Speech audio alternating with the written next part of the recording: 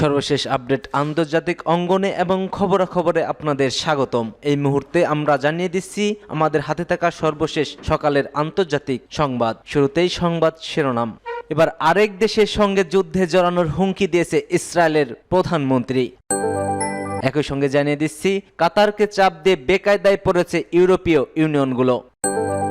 আরও জানিয়ে দেব গাজায় সর্বশেষ 24 ঘন্টায় আরও 32 ফিলিস্তিনি নিহত। একই সঙ্গে জানিয়ে দেব ক্ষমতাচ্যুত বাশারকে ডিভোর্স দিয়ে নতুন জীবন শুরু করতে চায় তার স্ত্রী।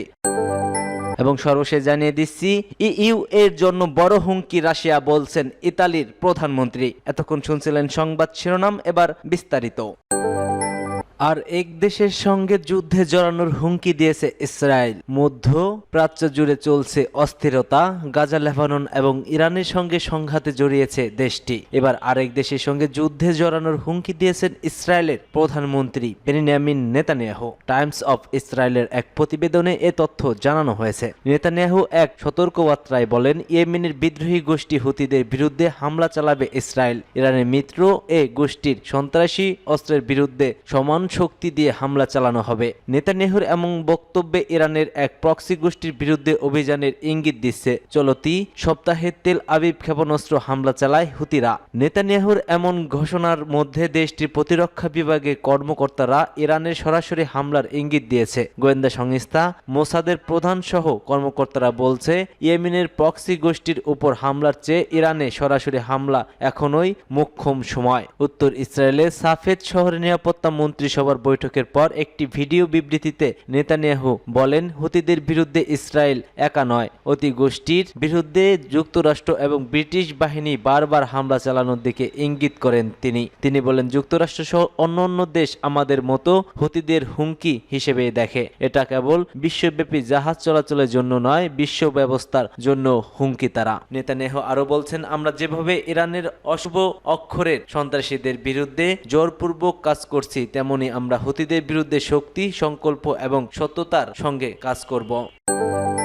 কাতারকে চাপ দিয়ে বেকায়দায় পড়েছে ইউরোপীয় ইউনিয়ন। যুক্তরাষ্ট্রের শতচাপেও দমেনি কাতার, এমন সেই কাতারকেই ভয় দেখায় ইউরোপীয় ইউনিয়ন। কিন্তু কাতারও কম যায় না। ইউরোপীয় ইউনিয়নের চোখে চোখ রেখে কথা বলছে দেশটি। উল্টো ইউরোপীয় ইউনিয়নের বিরুদ্ধে কড়া পদক্ষেপের হুমকি দিয়েছে কাতার। মরুময় দেশ কাতারের শ্রম বাজার নিয়ে দীর্ঘদিনের অভিযোগ। দেশটি জোরপূর্বক শ্রমের বাধ্য করে, আবার পরিবেশগত ক্ষয়ক্ষতি নিয়েও দোহার খুব একটা মাথা ব্যথা নেই। আর এই ইস্যুতে সমানে একেই কাতারকে চাপে ফেলতে চাইছে ইউরোপীয় ইউনিয়নগুলো। তবে কাতারের জ্বালানি মন্ত্রী সাদ আল কাবি বলছে, ইউরোপীয় ইউনিয়নভুক্ত দেশগুলো যদি এ নিয়ে তার দেশের উপর চড়াও হয়, তাহলে গ্রুপটির কাছে গ্যাস বিক্রি বন্ধ করে দেওয়া হবে। ইউরোপীয় ইউনিয়ন বলছে, সেখানে ব্যবসা করতে হলে এসব নিয়ম মানতে হবে, না হলে দিতে হবে জরিমানা। এরপরই ক্ষুব্ধ প্রতিক্রিয়া দেখিয়েছে কাতার। ইউক্রেন রাশিয়া যুদ্ধের কারণে এমনিতেই গ্যাস সংকটে ভুগছে ইউরোপ। সেই ঘাটতি মেটাতে নানা বিকল্প বেছে নিয়েছিল তারা। তবে কাতার যদি এখন সত্যি গ্যাস বিক্রি বন্ধ করে দেয়, তাহলে ইউরোপীয় ইউনিয়নের দেশগুলোতে আরো বিপদ ডেকে আসবে। গাজায় সর্বশেষ 24 ঘন্টায় আরো 32 ফিলিস্তিনি নিহত। গাজায় ইসরায়েলি হামলায় আরো অন্তত 32 জন নিহত হয়েছে। গত 24 ঘন্টায় ইসরায়েলি হামলায় তারা নিহত হন। এ নিয়ে উপত্যকায় নিহতের সংখ্যা 45,000 ছাড়িয়ে। তুরস্কের সংবাদ মাধ্যম আনাদুলো এজেন্সি এক প্রতিবেদনে এ তথ্য জানানো হয়েছে। বর্বর জাতি এখনো মধ্যপ্রাচ্যের যুদ্ধবিরতির মাঝেও থেমে নেই তাদের নিঃসঙ্গ এই হত্যাকাণ্ড। গাজায় বারবার হামলা চালিয়েছে তারা, এতে ফিলিস্তিনিরা এখনো শহীদ হয়ে যাচ্ছে। গাজার স্বাস্থ্য মন্ত্রণালয় জানায়, গত 24 ঘন্টায় ইসরায়েলি হামলায় গাজায় অন্তত 32 জন নিহত হয়েছে। এ সময় আহত হয়েছেন আরো 54 জন। এ নিয়ে ইসরায়েলি হামলায় মোট মৃতের সংখ্যা দাঁড়িয়েছে 45,300-তে। তাদের মধ্যে 17,492 জনের বেশি শিশু রয়েছে। এছাড়া এখনো নিখোঁজ রয়েছে আরো হাজার হাজার ফিলিস্তিনি।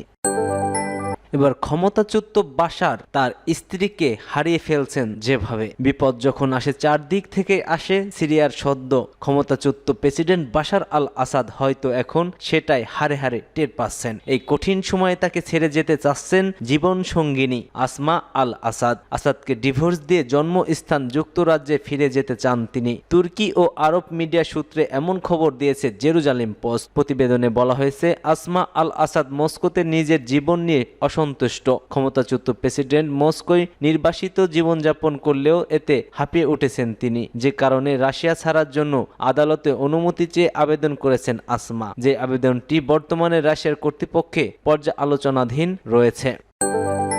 ইউরোপের দেশগুলোর জন্য বড় হুমকি রাশিয়া, বলছে ইতালির প্রধানমন্ত্রী। ইতালির প্রধানমন্ত্রী জর্জিয়া মেলোনি বলছেন, ইউরোপীয় ইউনিয়নের জন্য কেবল প্রতিরক্ষাই নয়, বরং এর চেয়ে বড় হুমকি হয়ে দাঁড়িয়েছে রাশিয়া। যার কারণে হিসেবে তিনি বলেন, ব্লককে দুর্বল করার জন্য মস্কো অবৈধ অভিবাসন এবং অন্যান্য ইস্যুগুলোকে ব্যবহার করতে পারে। নর্ডিক অঞ্চল ও ভূসাগরের নিরাপত্তা এবং দক্ষিণ ইউরোপের অভিবাসন চ্যালেঞ্জ নিয়ে আলোচনার জন্য সপ্তাহের শেষে ফিনল্যান্ড, ইতালি, সুইডেন এবং গ্রিসের নেতাদের পাশাপাশি ইইউ পররাষ্ট্র বিষয়ক প্রধানকে ল্যাপল্যান্ড অঞ্চলে আমন্ত্রণ জানিয়েছিলেন তিনি আরো বলেন, ইউক্রেন সংঘাত শেষ হওয়ার পরই ইইউ এর ঝুঁকি কমবে না, সেটা রাশিয়া বা অন্য যা কিছুই হোক না কেন। ইইউকে অবশ্যই এর জন্য প্রস্তুত থাকতে হবে।